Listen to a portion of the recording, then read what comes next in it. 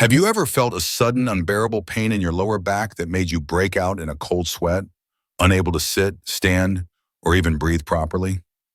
Imagine waking up in the middle of the night, clutching your side, convinced something inside you has gone terribly wrong. What if I told you that this excruciating pain could be caused by something as small as a grain of sand? Kidney stones affect 1 in 10 people at some point in their lives. And if you have ever had one, you know just how devastatingly painful they can be. But here's the real kicker. Once you've had a kidney stone, there's a 50% chance you'll get another one within the next decade, unless you take preventive measures. And yet, many people don't realize how easy it is to reduce the risk with just a few simple lifestyle changes. Take Mark, for example, a busy father of 2 who prided himself on his active lifestyle. He never thought much about hydration, always assuming that coffee and the occasional glass of water were enough. That changed one afternoon when he was hit with a stabbing pain in his lower back so severe that he collapsed in his kitchen. As his wife Sarah frantically called an ambulance, Mark could barely process what was happening, only that it hurt more than anything he had ever experienced. In today's episode, we're going to break down exactly why kidney stones form, how they can turn a normal day into a medical emergency, and most importantly, what you can do to stop them from forming in the first place. You'll learn practical, science-backed strategies that can dramatically lower your risk and help you avoid the nightmare that Mark and millions of others have gone through. Stay with me, or me, because by the end of this video, you'll have everything you need to protect yourself from kidney stones and ensure that you never have to experience that level of pain. Let's dive in. Mark's ordeal began like any other afternoon. He had just returned from a long day at work, ready to sit down for dinner with his family. But as he reached for a glass of water, a dull ache pulsed in his lower back. He dismissed it, assuming it was just another muscle strain from lifting weights at the gym. But within an hour, that mild discomfort turned into a searing, relentless pain that wrapped around his side and shot down towards his groin. He doubled over, unable to move, breaking out in cold sweat. His wife, Sarah, rushed to his side, her face etched with worry. By the time they arrived at the emergency room, Mark was writhing in agony, unable to find a position that offered relief. A nurse took one look at him and nodded knowingly. She had seen this before, hundreds of times. "Kidney stone," she murmured as she prepped him for triage. Dr. Matthews, a seasoned urologist, entered the room with a reassuring smile. "Mark, you're experiencing what we call renal colic. It happens when a kidney stone blocks the ureter, the narrow tube that carries urine from your kidney to your bladder.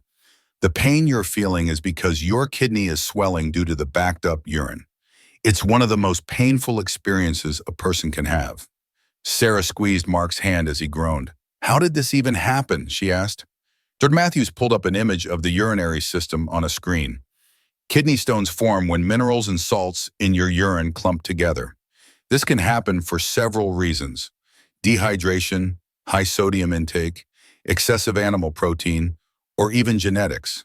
The most common type of kidney stone is calcium oxalate, which forms when calcium binds with oxalate in your urine. Mark's face twisted in frustration. "But I thought calcium was good for you." The doctor nodded. "It is.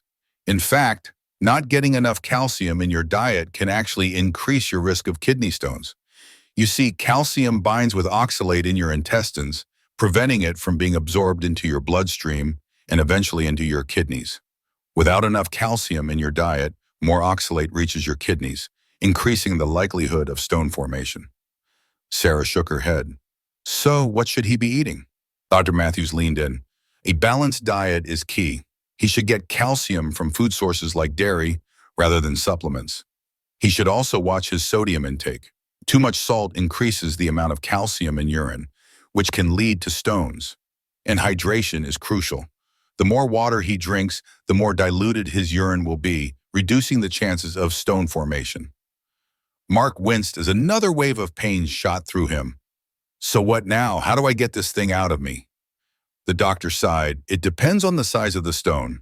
Small stones, those under 5 millimeters, will usually pass on their own within a few days to weeks.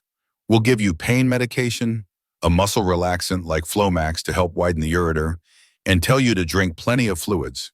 But if the stone is too large, or if it's causing severe obstruction, We have to intervene. Sarah's grip tightened on Mark's hand.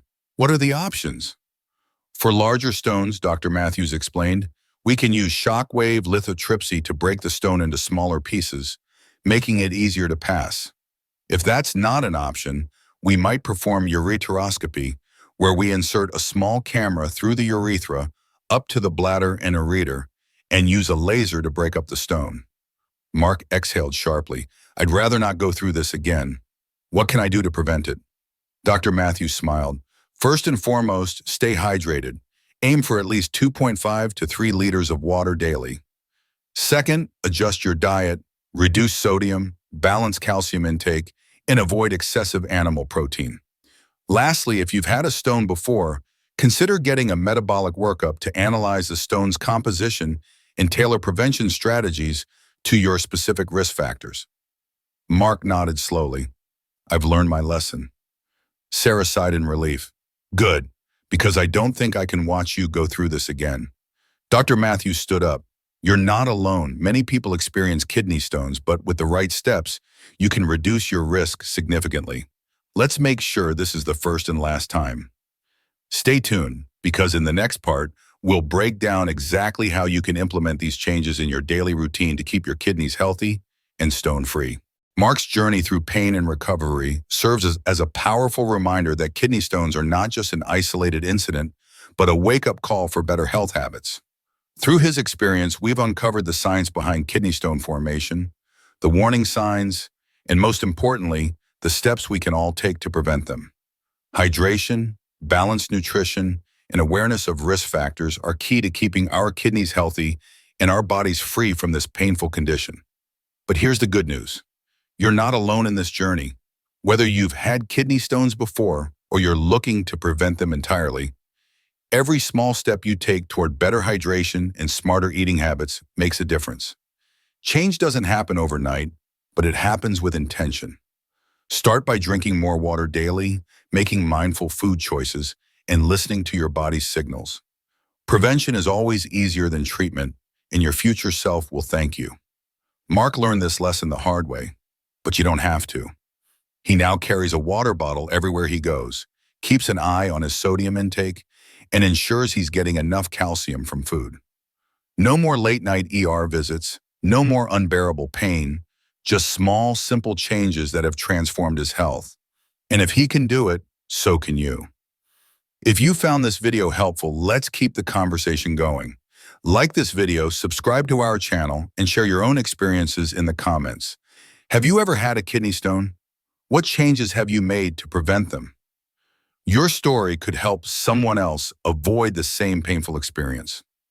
Remember, your health is in your hands. Stay informed, stay proactive, and most importantly, stay hydrated. See you in the next video.